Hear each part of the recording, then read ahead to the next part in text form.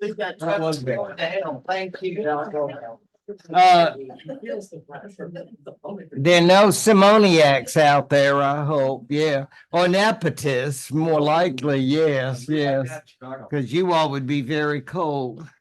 It's a cold sin, and you're going to hell. But that's another story right off. As far as the church is concerned, welcome back. For those who couldn't be with us the first day, I've suffered for a week. I've thought the pain that was caused, I've been hurt, but I'm better now, knowing that you're here, that you will learn more today, more dates that you can commit to your memory.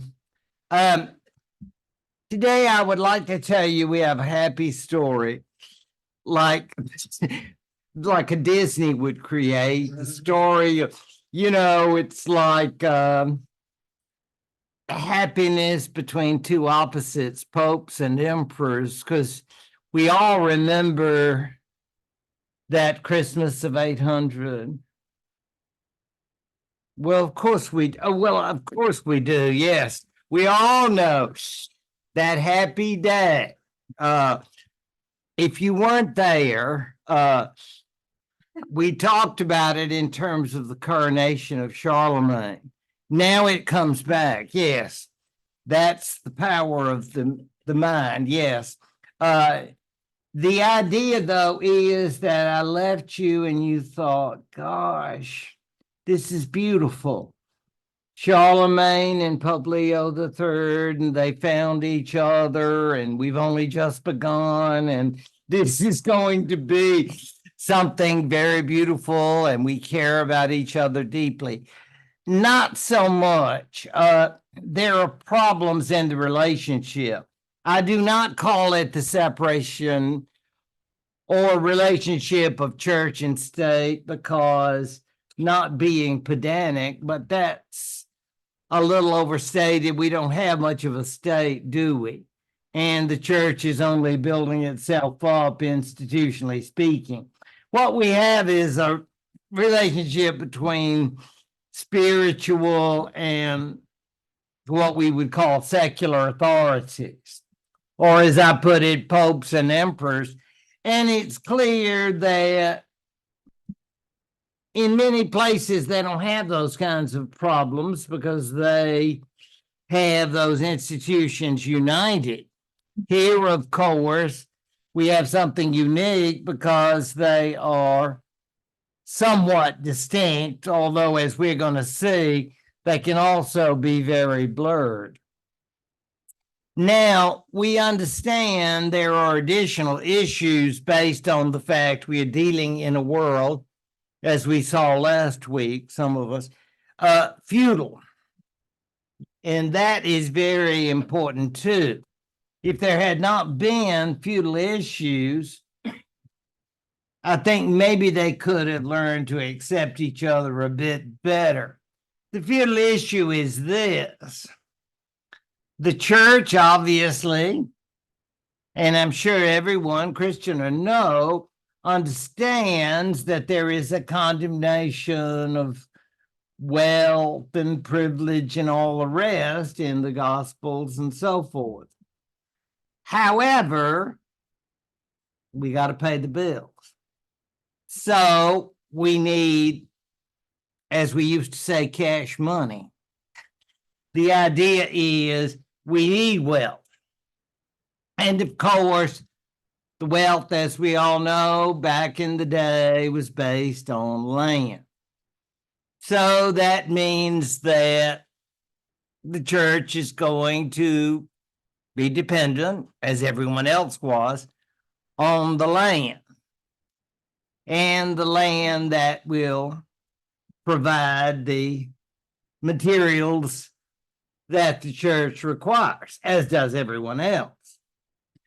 It's simply that it's very hard to find that perfect balance between having what we need and then saying, well, the rest is surplus and we're not going to need it. because clearly people being as they are, churchmen like laymen enjoy, shall we say, the finer things of life, which are not supposed to be. So all of this then is going to create great problems. And of course, we will have many a layman who will say, but you're not living up to the standards that Christ spoke of. However, at this early juncture, most lay people couldn't read and write, so they simply accept what the church says. So the church maintained interpretations. All of this will come later, simply to note it for our purposes. Our struggle is going to have to do with power.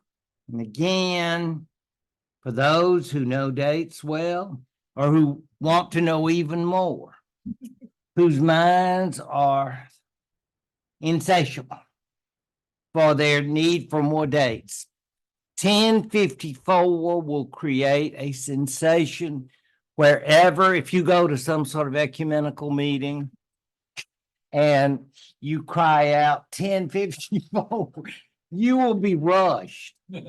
You will win most popular. Yeah. Seriously, this is the kind of date that will come up. If you remember, and you can find this on YouTube, when Pope meets up with patriarchs. And that's when it always comes up, 1054, because this is one of those dates that we can quibble about at a history meeting, but you don't have to be bored with it. But it's considered the date when the Orthodox and Catholic Church split. I know. It's sad, but really, I mean, there were just a series of events and people were irritated, vexed, or cross. And so the representative of the Pope was in Constantinople and he dropped off an excommunication on the patriarch. That's kind of rude, on his way out of town, because I think he understood that it wasn't a good idea for his, could be hazardous to his health, as they used to say. So the idea of 1054 is very important. And we get an idea there of those Greeks are more trouble than they're worth anyway. They're always acting so high and mighty, and then we're going to show them so they can all just go to where. So that's 1054. So please remember that. You've got a lot of 11th and 12th century dates coming up. So this is just the start. Okay. I just want you to know that one. As far as these Germans are concerned, these emperors, and we're going to look at what's the empire after Charlemagne, which is certainly different as a result of My Three Sons, remember that connection, and the sort of recreation of the empire basically focused in Central Europe and Germany.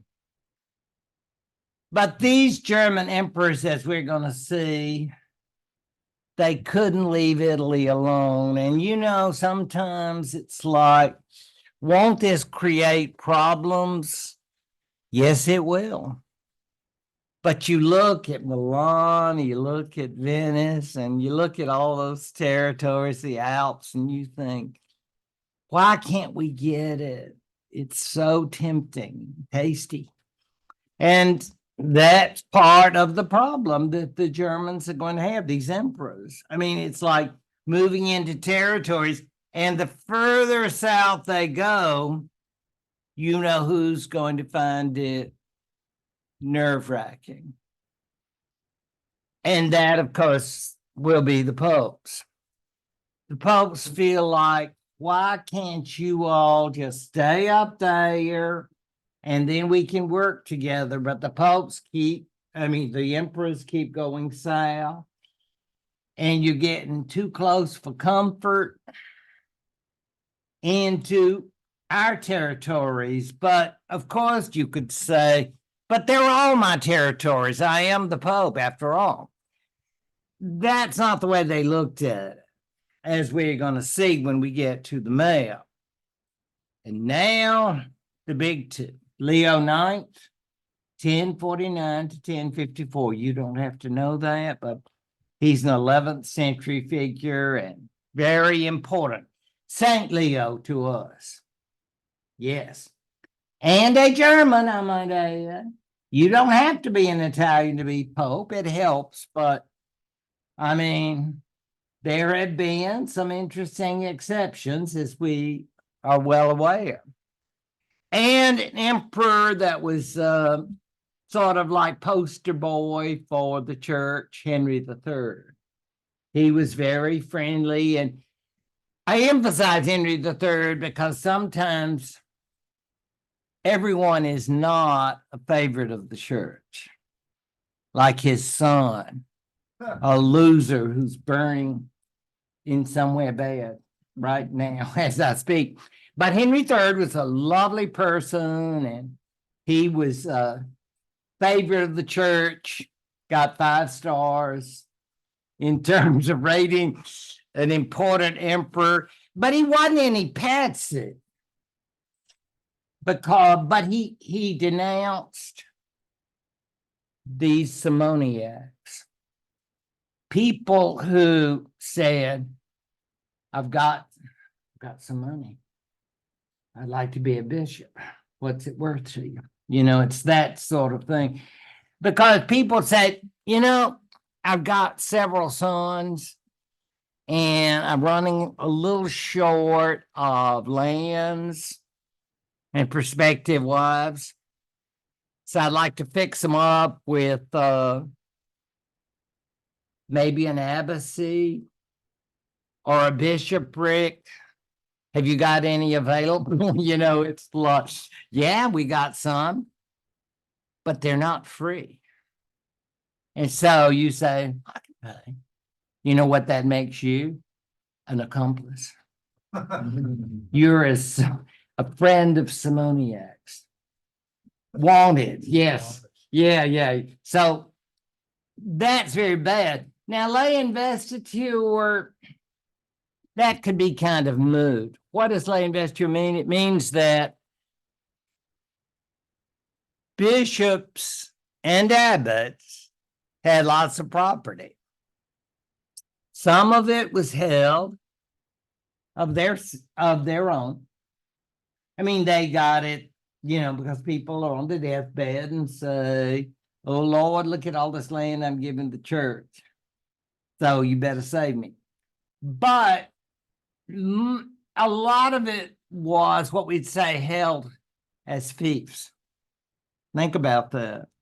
It's held as fiefs by these bishops and abbots. And there were always questions about that. If you receive lands that way, what does that mean you have to do? Well, technically, you can't fight. I mean, yeah. I mean, you're not, technically, you're supposed to be praying. Well, some of them actually did fight earlier. We try to clean this up, you know, and say you just send out other people to fight for you in your name. But the idea is in lay investiture, your Lord will actually give you the symbols of your bishop's authority. So you're a new bishop, and this lay lord, the duke or the earl, whatever he is, actually approaches you and you're on your knees, and then he says, I pronounce you the bishop, and that's the way it was. And people say, oh, well, that's okay. That changes.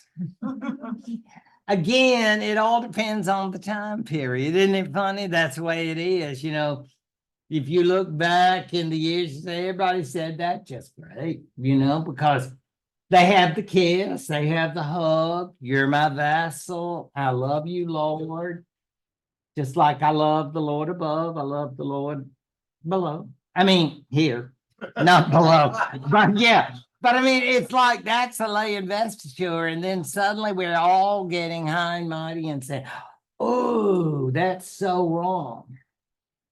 Well, get over it. I mean, it's like that is the way, and I call it a paradox because it is a paradox.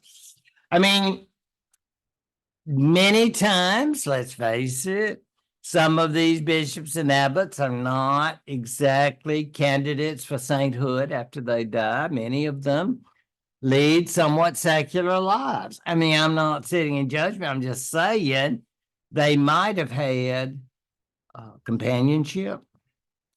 And you say, well, that's good to have community. Not of that sort, because they're supposed to practice chastity.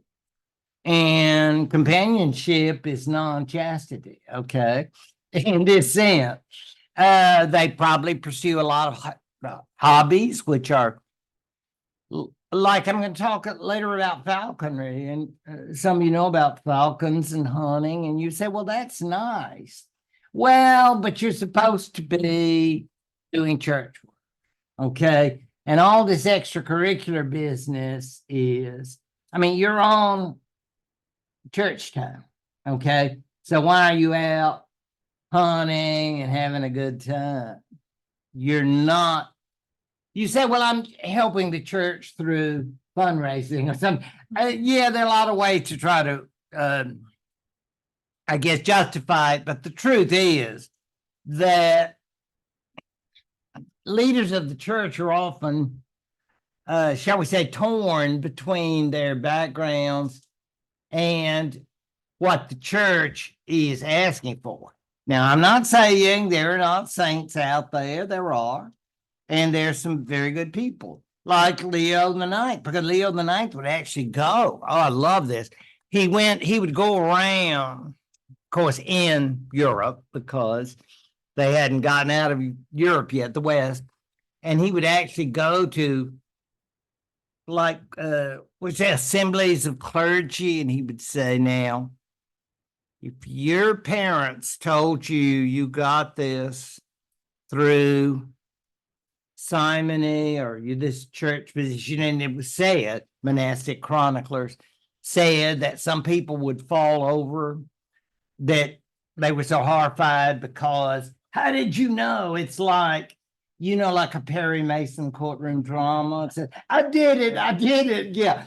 I mean, it's like, but my mama and my daddy made me do it. You know, it's that kind of thing. So Leo the Ninth was after that, and he was also after people who weren't practicing clerical celibacy too. I mean, you know, yeah, because some of these bishops or other clergy, I mean, they might have had a special gal pal or something of the sort. Yeah, sorry for the colloquial, but yeah. Then I didn't. You say, well, you're not supposed to do that yet. It said, yeah, I mean, especially among the lower clergy, I mean, how else are you going to breed, right? But you're not supposed to breed, but everybody else does, so why shouldn't I? And you say, well, there's some ignorance there. Maybe they don't know about the rules of the church. Right. So it's our duty to do a lot more clerical education. So enforcing of chastity is a hard task. And it's one that they will have to deal with. Again, I love maps. I love color, and I love how neat and orderly it is. Wow, if only life were like maps, right? Yeah. And you know, it's not. What I wanted to really point out is the various parts of the empire, which no longer includes the West, which, of course, as you know, will become France. But also, of course, it's in the territory, well, be in these particular areas called duchies. And these duchies will determine who becomes their leader. It's like you see Swabia there in the south, and you see up north Saxony. They are two major ones that we'll have more to say about a bit later. All of this, oh, and you see Bavaria over there in the east. Basically, it's to understand these are the component parts of the empire. And how do we think of the empire as being German? Well, because the early emperors were named Otto. I think that does it. That's not exactly a typically French or English name, is it? I think that's a pretty clear example of the Germanic nature of this institution. However, it does not mean these were always well united. And there's a good reason that Germany was not united until the 19th century, right? That it didn't become a country until then. So all of these duchies tend to fight. Now, they don't have feudal standards by this point, so they have mercenaries and other fighters. But each one is struggling to become emperor, whatever it might be. And look, as you see the various colors of green, Bavaria and Swabia, and then you start going south. And the temptation is so strong for these emperors. We just can't get enough. Oh, they will try to encourage German forces maybe to go east and take more of that land, we know. But yes, but we also know those Italian lands with their cities and their potential wealth will always be tempting to the emperors, of whom we will have more to say. Now, the odd thing, maybe it's true the good die young, because in the case of both Henry and Leo, it was true. They both died very young, even though they both had, in their respective spheres, successful reigns. The death of Leo and the death of Henry, prime of life deaths, I might add, would in effect change the course of history for emperors and for popes. It will lead to a regency in the name of, yes, Henry IV. If you love this idea of everybody having the same name, we've got lots of Henrys now. And think about, I just had a thought this morning about French Henrys and English Henrys and German Henrys. And yeah, and I mean, you can really give some interesting history quizzes if you want to, or demonstrate your knowledge at social occasions. Henry IV, who would be Henry IV, is just a child when his father dies. So his mother and nobles will run the government for him. Not a good situation. They describe his mother as pious, which is a sign that she's probably not going to be interested in governmental administration or matters military. So but that will go on, and he's growing up, it's like toys and recess and all the rest that we think of as a little fella. He wasn't exactly, boy, I can't wait to become emperor. I'm going to be mean. I'm going to be bad. No, little Henry was probably just a normal, nice child. I mentioned that because things are going to change. We do grow up. And so we understand the future Henry IV will be different. But look, 14 years, I guess he was probably 3 years old when his father died. So he is under the regency, and you know how regencies work. You go and you jacks or hopscotch or whatever it is you play, and they come in and say, sir, we have documents for you to say yeah and approve, and that is what will be done for him. Meanwhile, and this is what's important for us, you know what they say about cat and mice? The minute Henry III is dead, those dukes are going to say, gosh, we loved him so, yeah. Great king, wonderful. Let's all live to be. But they're going to cut up and say, yeah, I don't know if he was that good.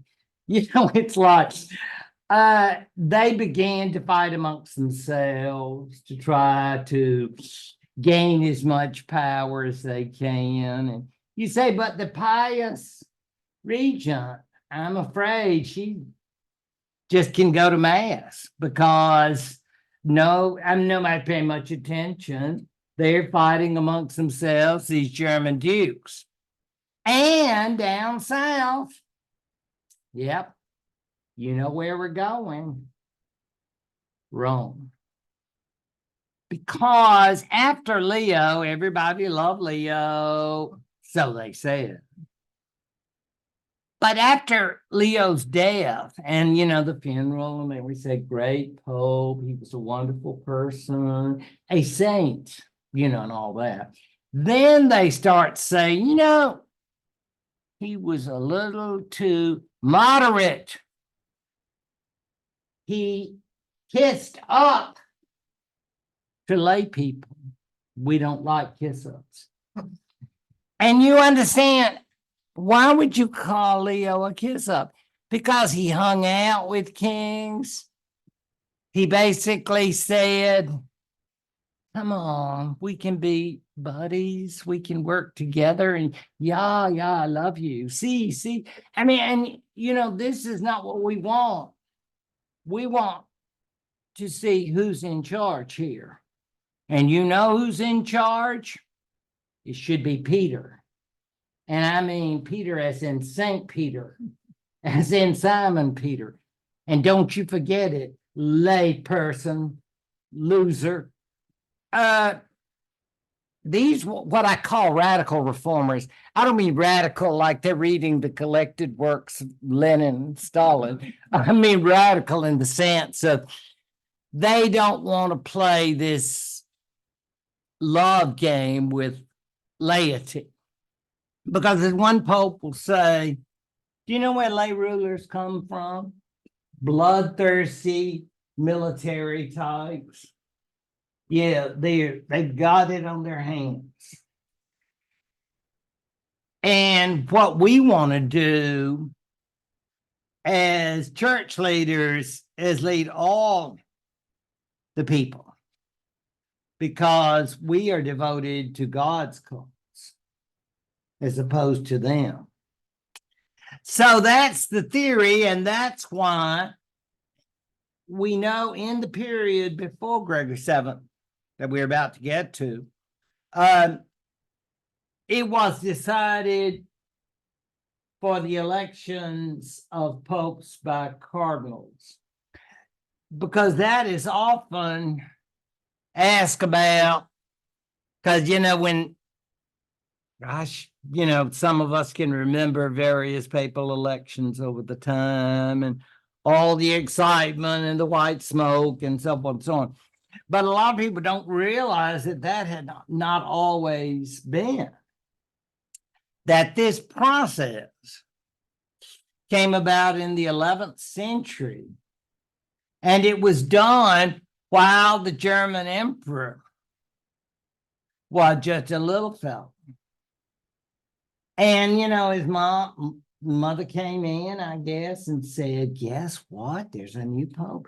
And I mean, it's like not realizing the full implications of what it means. Because the elections would be done by these cardinals. And we know how it works now. Chicago, Philadelphia, Los Angeles, and so forth. The bigwigs. And they all get together. All parts of the world come to Rome and have the elections. And then they have this last step. And the step is that the emperor will approve. And the way they do that, back when I'm talking, is they will basically say, you can just say yes, or keep your mouth shut, because this is the way it's going to be. And the little Henry, I mean, he wants to get back to recess or whatever he's doing.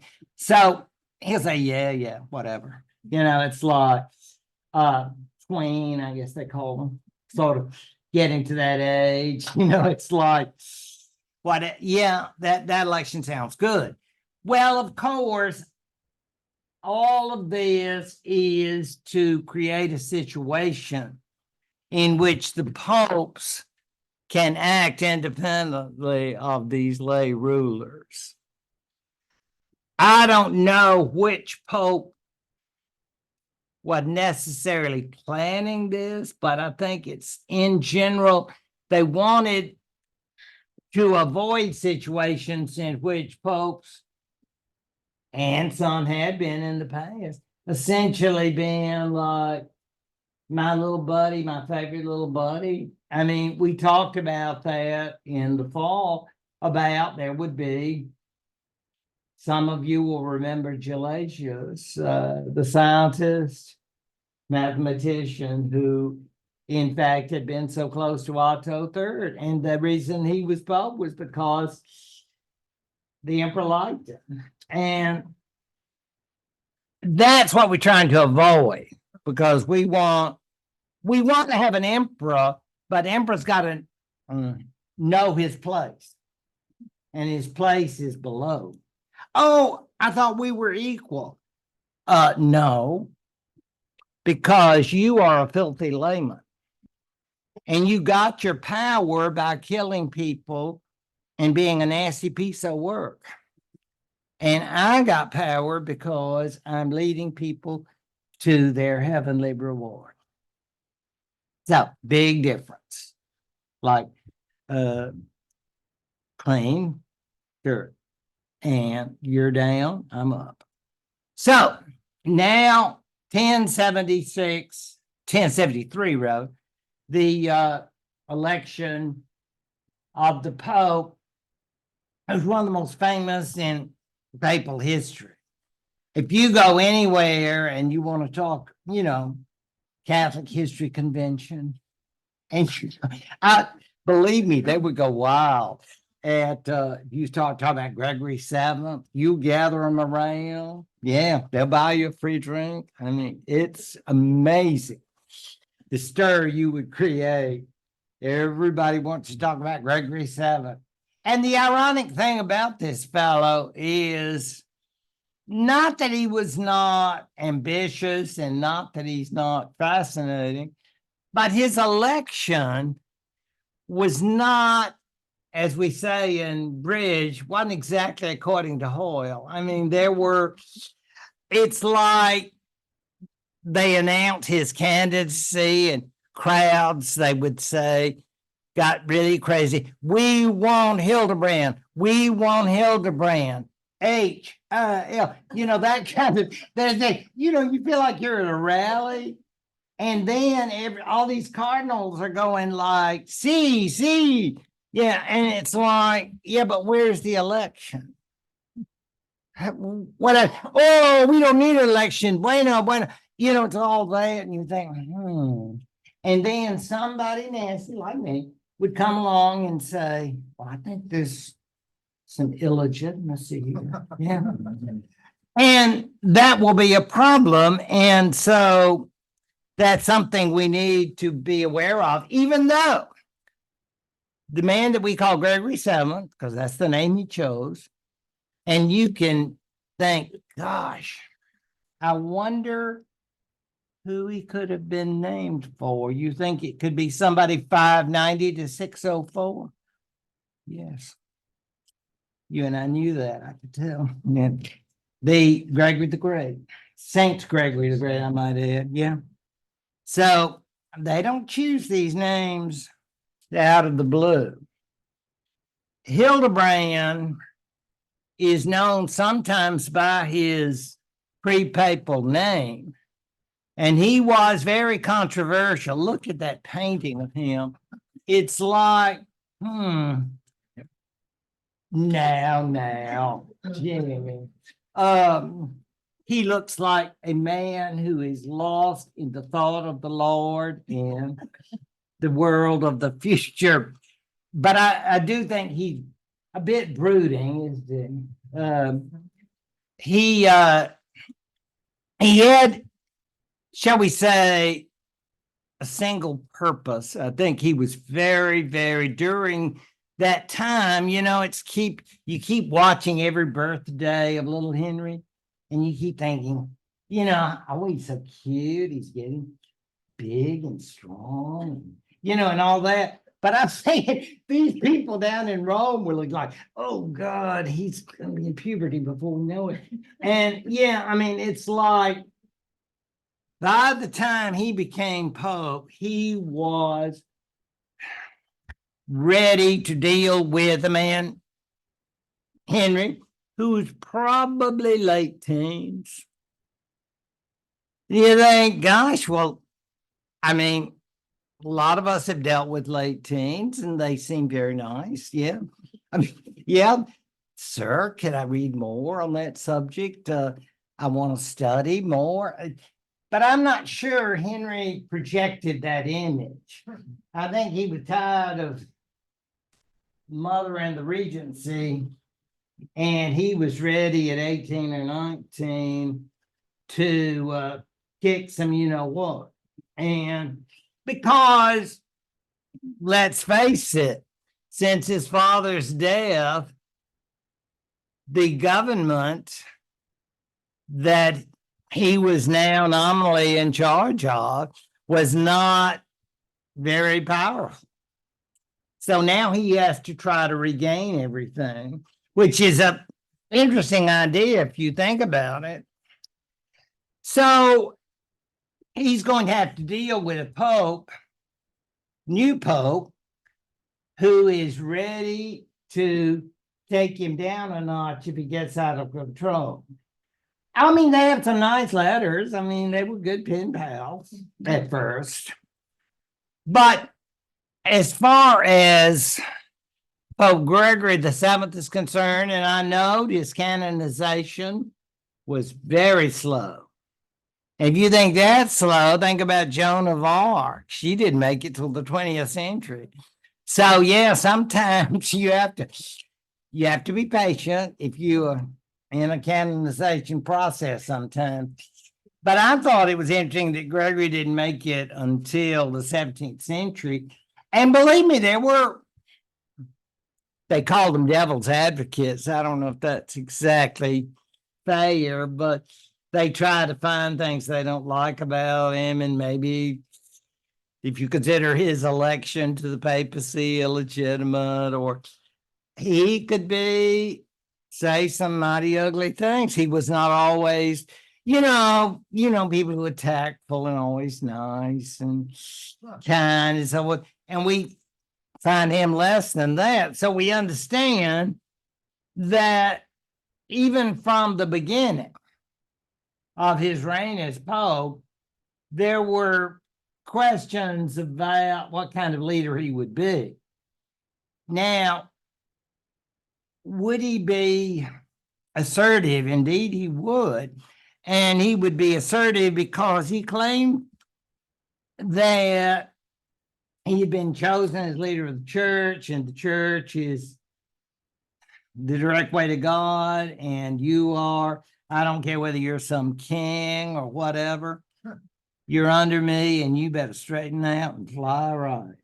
And people say, what about me though? I'm important. You know that, you know who I am, you know.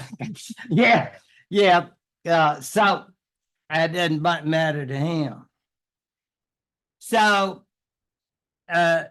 just look and appreciate and just say, he's just concentrated on saving the world for the Lord as that look. There is Henry. How do you like that? You see Henry the Fourth. Can you see the Henry? Then you look over his head. You see Quartus. See that? You see son of Filius. There any Latin students? You see Filius, and then you see son of Henry the Emperor. You say, well, can everybody be an emperor? No. Guess who decides whether you become emperor? Think December 25th, 800. Yeah. So you got to have papal approval. And you don't see it here, do you? You just see the son of an emperor. So the idea then is going to be Gregory and Henry have unpleasantry from the start. Because Gregory will say, congratulations on being a king. I know you're a fine young man. I know your mother's really excited for you. We're just happy and thrilled. But you know what you're going to have to do? I'm sure you wasn't quite that nice, but I'm thinking, basically said, the order is that you inlay investiture. And this young man, 1920, whatever he was, is going to say, what? Not have lay investiture, but that's the way the bishops and so forth know who's in charge. I'm the biggie. I mean, you know, and young people can sometimes be a bit arrogant. And so he probably, or some official of his, sent a sort of, dear Pope, we would love to work with you because this is a troubling issue and we love you very much. Peter, you are very dear to us. You know, the usual. Yeah. But Gregory isn't biting at least.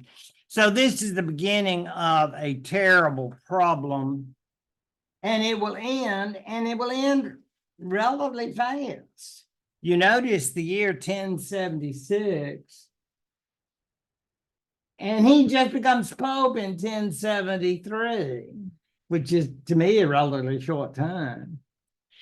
And what that means is that you have the Pope basically not accepting Henry's like, gosh, this is the way it's always been done, and we just want to continue in the tradition. And like my dad, we just love the papacy. And I think Gregory considers that to be, you know what. And what that will amount to is 1076. And what that will be is, and take a deep breath, Gregory will more or less say, Henry, you're unacceptable. And so you are no longer going to be king. And you know why you're not going to be king? Because I don't think the nobles will accept you, because you're not going to be welcomed at church.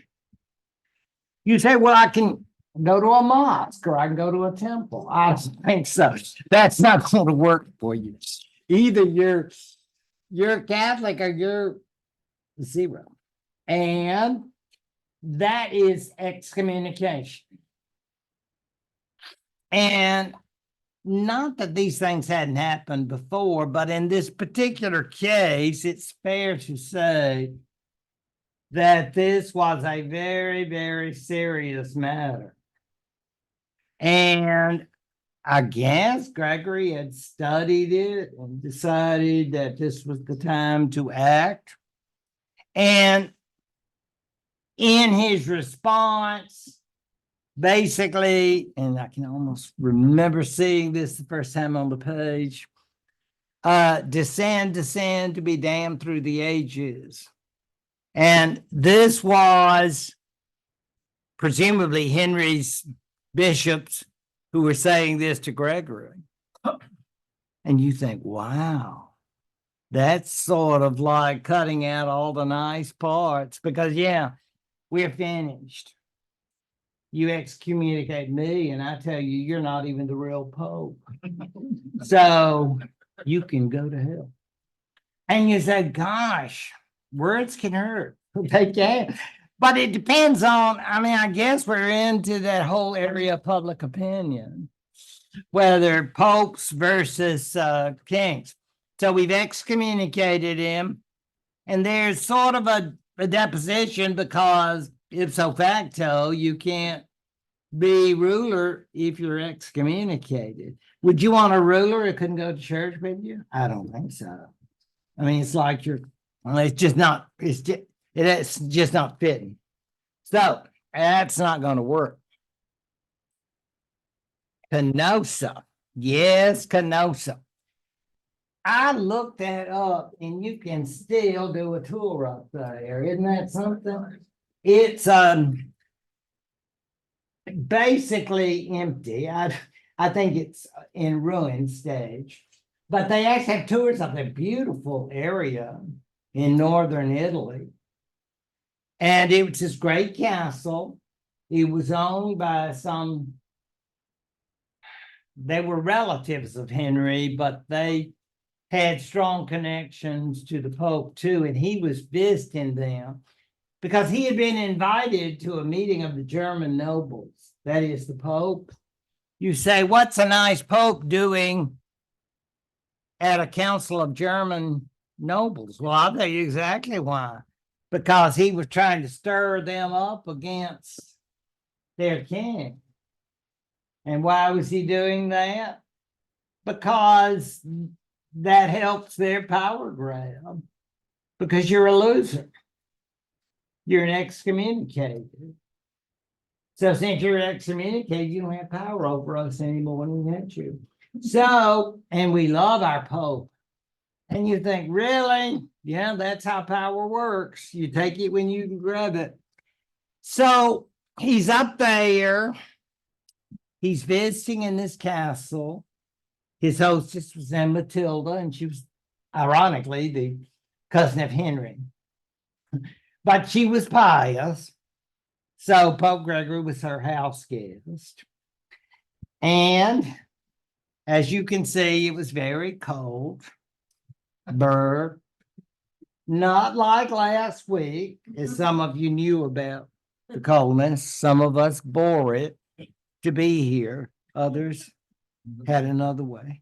But in any event, lest I be diverted, let's understand that some people got out in that cold weather, more like Chicago than Auburn. The idea being that they were inside. She was probably having a nice banquet. I mean, if I had the Pope over, I would invite you all. I mean, I certainly would. I wouldn't just keep him to myself. And the idea was that suddenly, who comes to the door? Yes, it's the ex-king, Henry. This is called going to Canossa, and that term used by Otto von Bismarck ultimately means submitting oneself to the Catholic Church. Yeah, I think it's pretty clear that this was not sincere on the part of Henry. Even though in the stories, they're out there for days. And you think, what about frostbite? Don't do any of that. That would just hurt you because we don't get reality here. We just want the story. Okay. And there no like FEMA out there and like people trying to rescue you and the German Red Cross or anything. You suffer, but you're repenting because you're rich. Okay. Okay, we know that, you know it. And the idea is that the people inside said to Gregory, you need to let him in because he is so sorry and brr, it is cold. Yeah. And Gregory said, I'm not sure. They kept begging and pleading. So sort of like, okay, he can come in. And then of course, there he is. There you see him. No. You can think about all this on your tour. Yeah. And the idea was that he said, I'm so ashamed. God, how many times have I heard that after verses? I studied so hard. I poured. Yeah, we know people like that. Yeah. And the idea being that Gregory, I don't think Gregory believed a word of it. Gregory was, how you say, skeptical. Yeah, as I've been many a time. The idea. However, they begged and pled. And you say, okay, now you promise you'll be a good boy. And you go to church. And so I'll give you the sacrament. And, apparently Henry said, okay, but, I got to get out of here pretty soon because I've got a lot of things I need to be doing. So this is not really a victory for the Pope. In a way, it's a loss for the Pope. But it's always been thought of as like, oh, the king is coming in on his hands and knees begging for forgiveness. But doesn't he often, in a sense, he wins because the excommunication is lifted. Henry goes back to Germany. Gregory had been on the way to Germany, remember, for an election by the nobles. Well, I guess we canceled the election. The idea then is Canals is a very big event, but its ultimate significance is rather in dispute, if you think about it. Certainly, it will lead to great controversy, shall we say, disputes between popes and emperors, and believe you me, the minute Henry IV gets out of the castle, he will begin to say, I was just kidding. It's like, people will lie to you. So the idea is, and you love this, Henry will say, well, I just don't like Gregory VII. And Gregory VII didn't like him either. So we'll have anti-popes and anti-kings. That always cracks me up. It's sort of like, I didn't like that particular car, so I'll get another one. So that's what he will do. Henry IV will choose his own pope. You say, how can you do that? Well, you have enough people, sycophants, who will say, oh, if you say he's the pope, I do too, because I love you. Yeah. You got cheeks to kiss, I'm going to kiss them. So this will be Clement III. He'd been Archbishop of Ravenna. Some of you been to Ravenna. And you say, well, why would he do that? Well, shoot, I'd like to be Pope. I'm not saying I've been asked, but maybe someday, if I keep playing my cards right. The idea, though, is that this man will take the title of Clement III, and don't look him up as Clement III because he's not the real Clement III. He's just anti-pope. Okay. So this is like brand X. It's like you're not legitimate, but illegitimate pope, anti-pope. But he will be there. They will take Rome. And poor old Gregory's going to get kicked out of his own town. Isn't that awesome?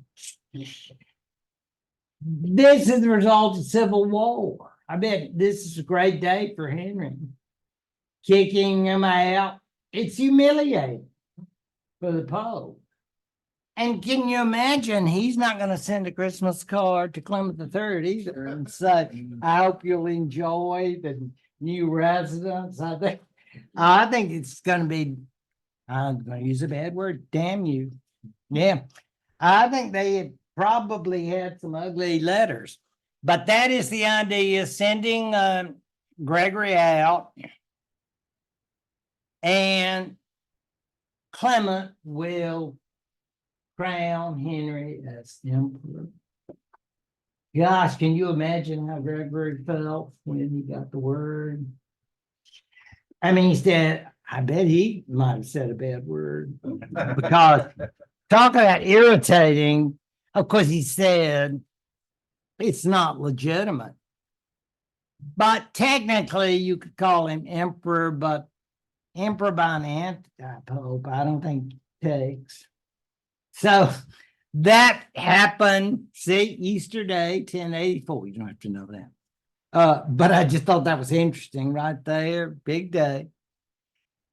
Poor Gregory ended up going south. You've probably been down there, Salerno, in that lovely southern Italian area, hanging out with Normans because they had come and rescued him.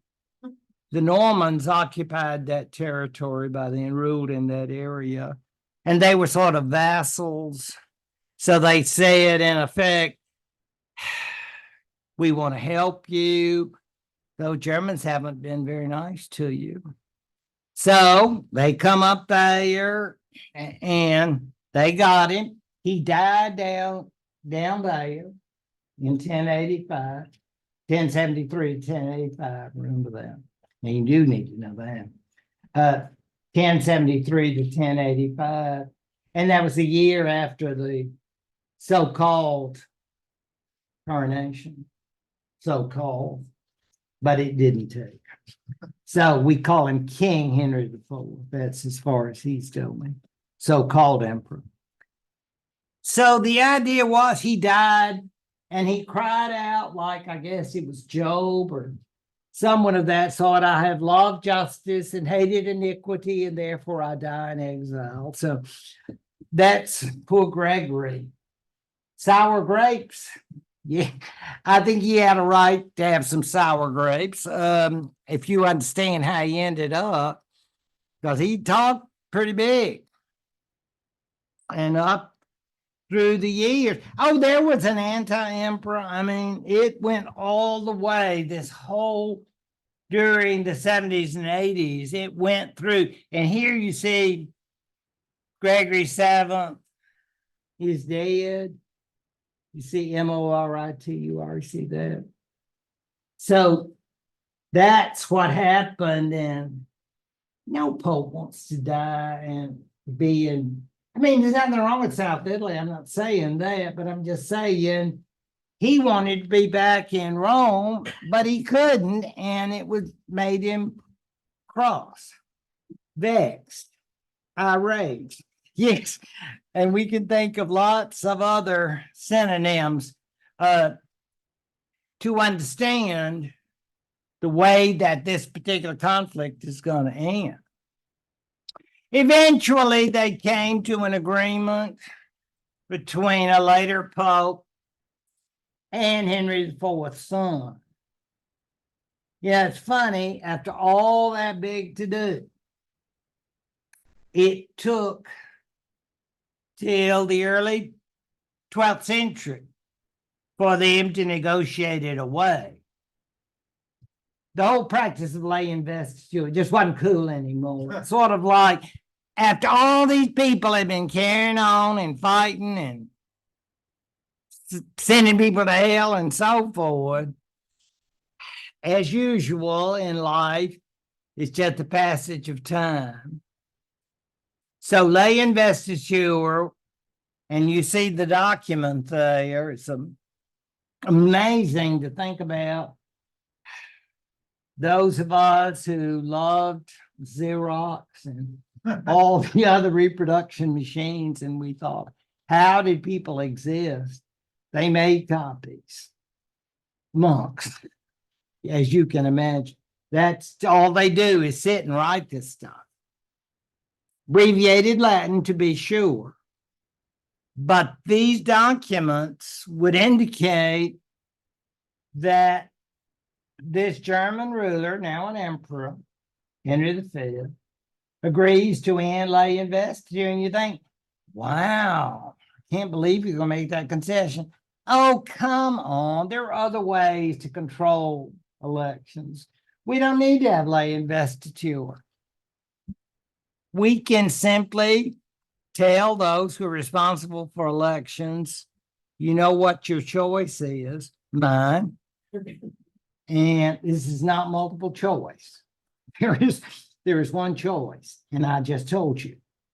You got any questions? No, I didn't think so. Sycophants, you do what I said. And that's the way that will be worked out, because let's face it, kings sometimes played favorites. Yeah. And it's like people can sometimes be like lapdogs. And that would be the case. So we don't need lay investiture. We can control it, and they can do all that investment, because that was a waste of our time anyway. We can go hunting that day instead of having to go a bunch of, investitures of bishops. Big deal. So you can just invest all you want to. We still control it. But that's called the Concordat of Worms, as that's where that agreement was made. Calixtus II. I might add, Calixtus was not there, but one of his representatives, Calixtus had other things. That was 1122. Now, again, during the years that followed, Henry V not having an heir, these duchies will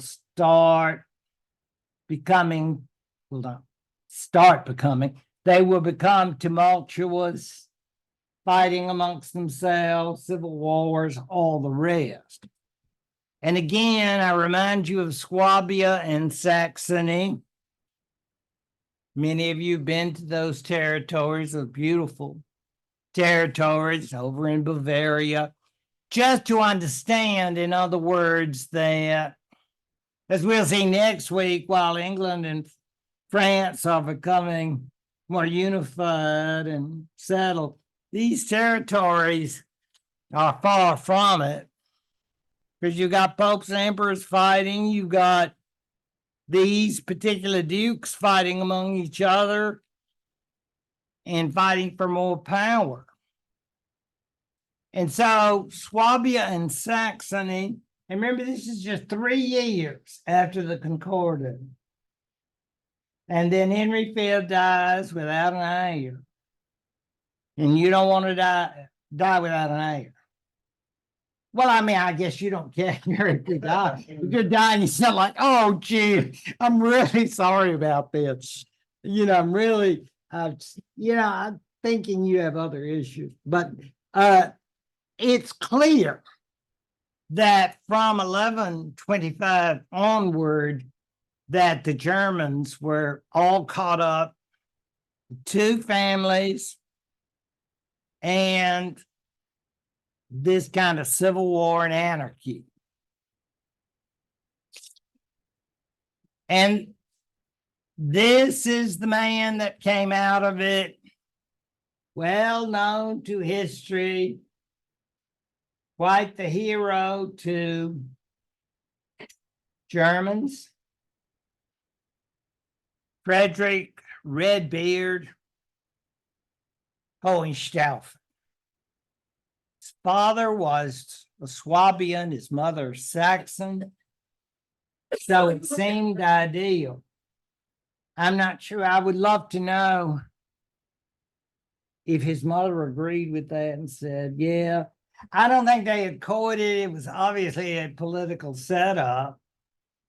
But I guess perhaps they learned to love each other, and it certainly seemed like a good idea at the time in terms of keeping peace between the two.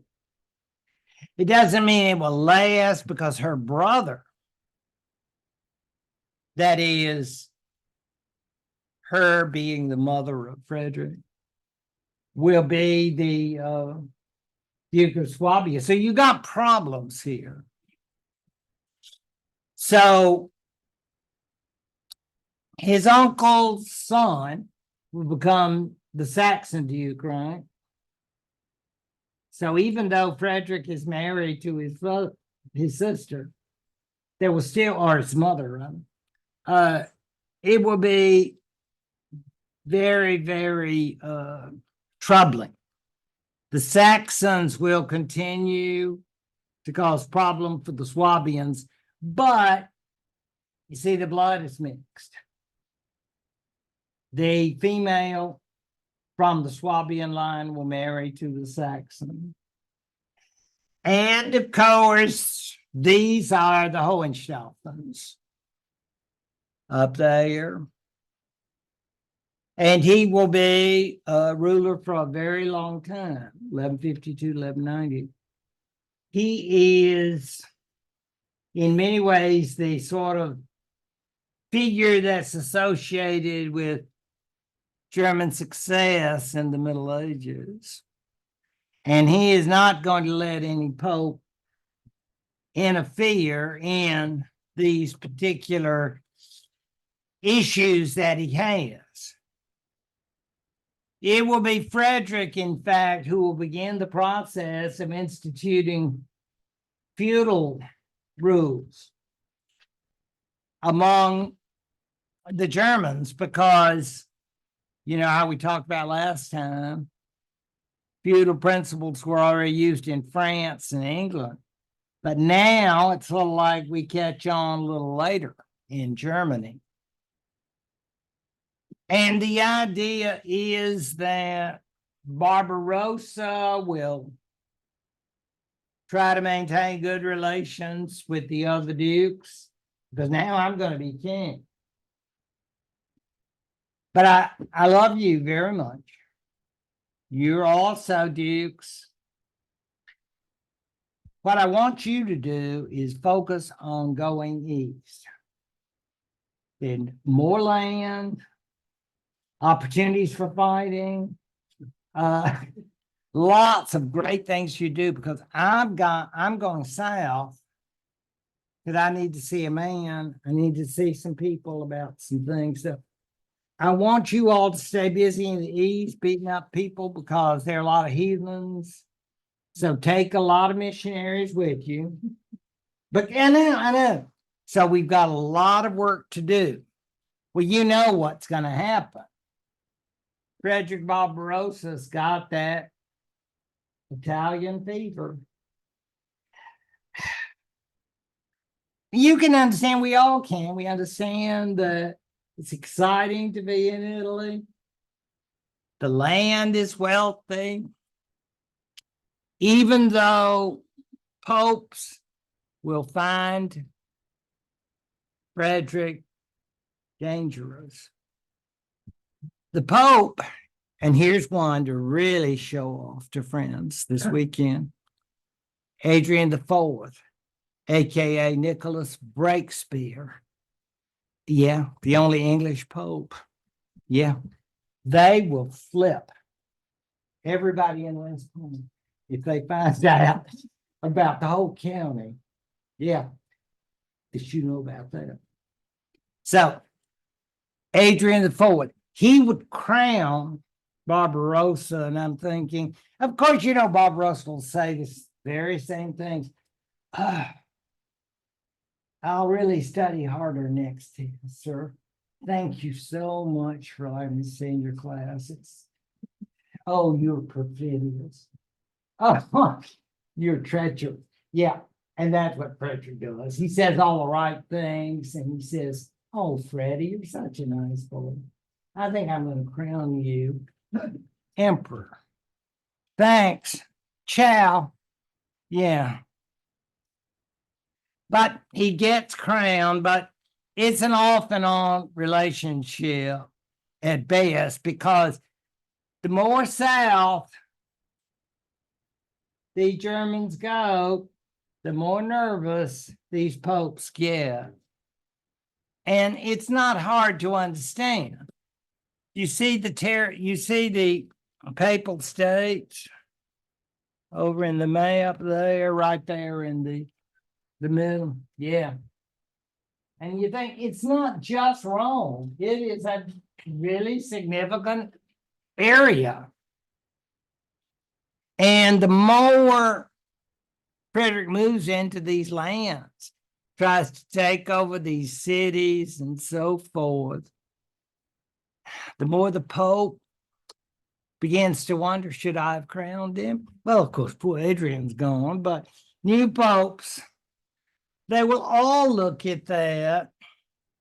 And ultimately, he will find himself, that is, Frederick, involved in all sorts of conflicts that will be best represented by the Battle of Lignano. Oh, and if you go to Lignano, they'll have tours, and you can, they play it up. Yeah, 12th century. I mean, could you imagine the medieval Italy crowd? Yeah, would all like to get together and take Lignano tours. But Lignano is like all of this army, they're mercenaries hired by these cities, and they beat the imperial force. So embarrassing. You part of the Hohenstaufen military force. And now these people are not necessarily Rotarians or Chamber of Commerce. I'm not saying that. They're mercenaries. So they're big boys. They meant to cause trouble. But they are successful. And we talk about egg in the Hohenstaufen phase. We're talking embarrassing. How would you like for your army to be defeated by these North Italian losers? I mean, it's so, this really hurts. And kind of Barbarossa had his own issues, because the relationship with the Pope gets so bad that he gives in to the temptation. And you know what that temptation is? I get so irritated at that Pope sometimes. I think I'll get my own Pope. Yeah, I know. You say, I'll get a fresh Pope who'll be a nice Pope. And Pope will say, see. I mean, it's like those can be much nicer. So there'd been an anti-Pope, and finally, he will surrender. St. Mark's. Now, I know many of you have been there in Venice, but you might not have known this. So you need to go back. And so, okay, just in addition, you go to Worcester, but also go to Venice. And then you can have a bunch of people impressed with your knowledge. And they'll say, do you know about the connection with, they'll say, police, call, get this person away from me. Can you see him down there? It's foot kissing time. Pope Alexander III, who had led the opposition as a cardinal, and now he's Pope himself. God, don't you think? Oh, I love this. This is like 3 or 4 desserts, and like it's like down there. You see those 2 feet? I think it's time for some kisses. And that's what he will do. And then, of course, I'm physically demonstrating. So Alexander will lift him up into his arms. I love you, my son. I know. I'm sure that was so sincere. So he'd take him into St. Mark's and say, I love you. You were a bad boy. See, yeah. But now I love you. And we all understand sometimes we have to say things to get our way. So that's exactly what happened here. As far as that goes, if Barbarossa could pull it off,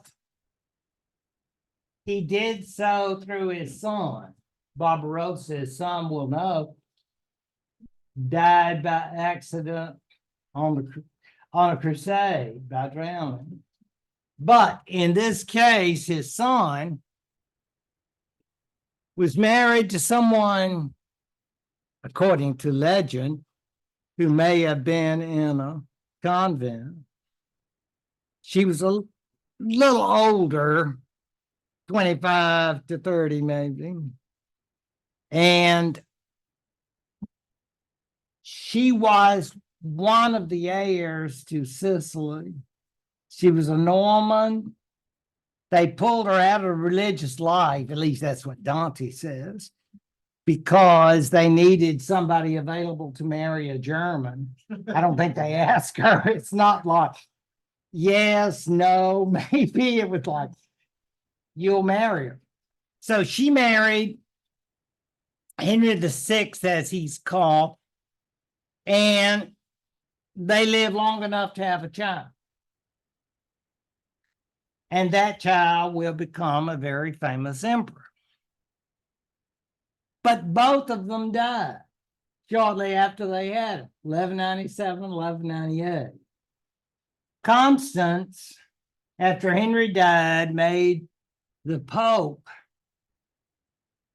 the regent for her son because she knew she was dying, I suppose. And she said, and being deeply religious, who better than the Pope to be the guardian of your child, your only child, I might add. So the very next year she died. Now this will be date time. I know. 1198, and don't you forget it. 1198. You can let 1197 go. Okay. But 1198, I can't. I'll insist on that one. And the reason being, my man, yes, this is the one. Vicar.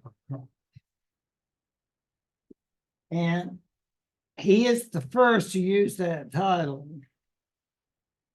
And he meant it. And he did. He was young. He was in his late 30s. Incredibly young. 1198 to 1216.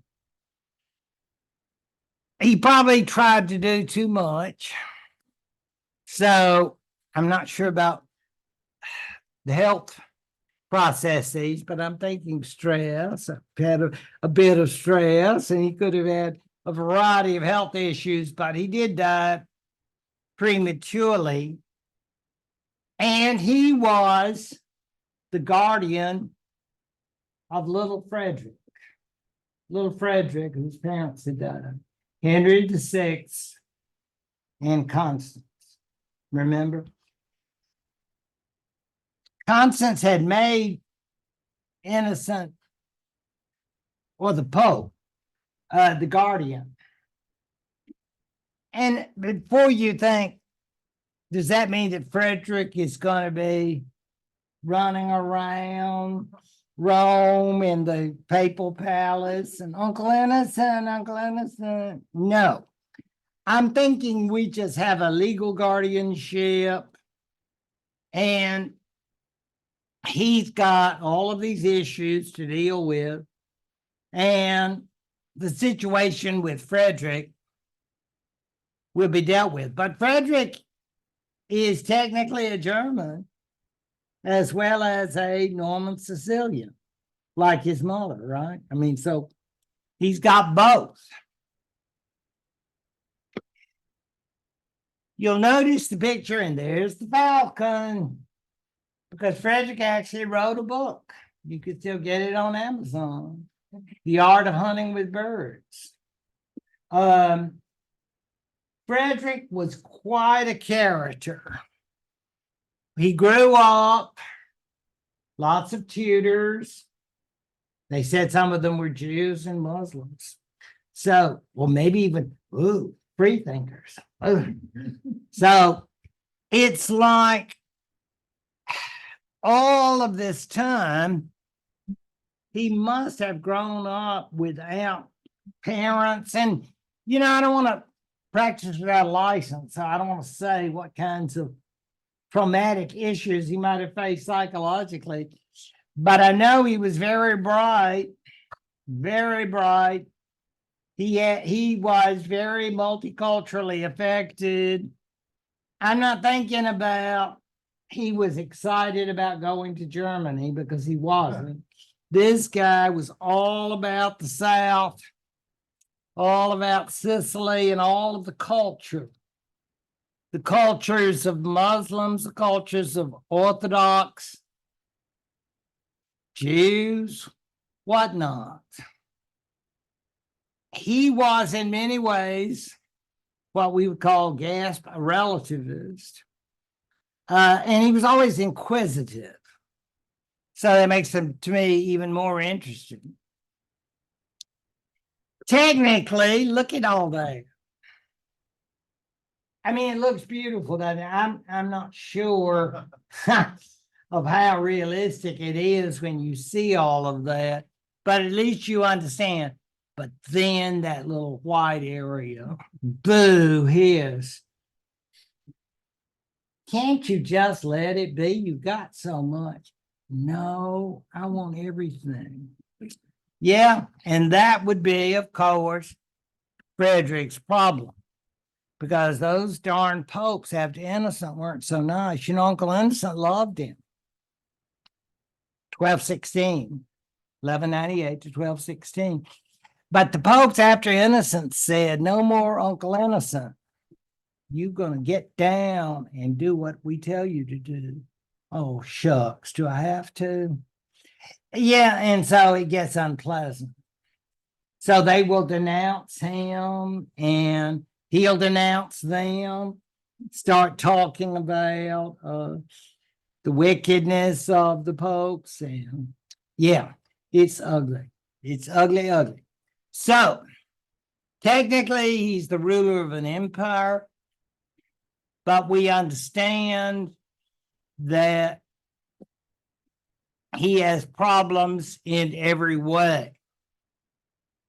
He will actually end up going on a crusade of sorts and make a deal with the Muslim leader, even while he's under excommunication by the Pope. It's bizarre. I'm sure Frederick had a good laugh about that. But he was probably very cynical and probably not too concerned about what the church thought, obviously. The time he died in 1250, would mean that he had a very long reign. But how is he going to end up? Oh, Botticelli. Yeah, there it is. Remember Dante and Virgil going over the river Styx? And it was nasty. Yes. Thank East River. Thank because you say, what's an emperor doing in hell? When his mother's in heaven. Yes. I bet a lot of people don't know that. So you might again mention that at the party. Mm-hmm. Yeah. Because Constance was like very nice, but that doesn't mean your kids get in. They can just go to hell, because he represents materialism, people who don't accept the faith. So they are there and they are staying there. Do not pass purgatory. You go to hell and stay in hell. So that is the idea, that with the end of Frederick, it will be in many ways the destruction of what his predecessors had tried to create. Of course, we know that there will be emperors until Napoleon Bonaparte in the 19th century.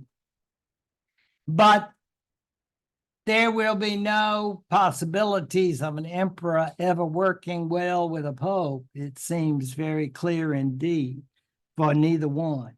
Thank you all for your attention, and I will see you all next week. Okay? Thank you.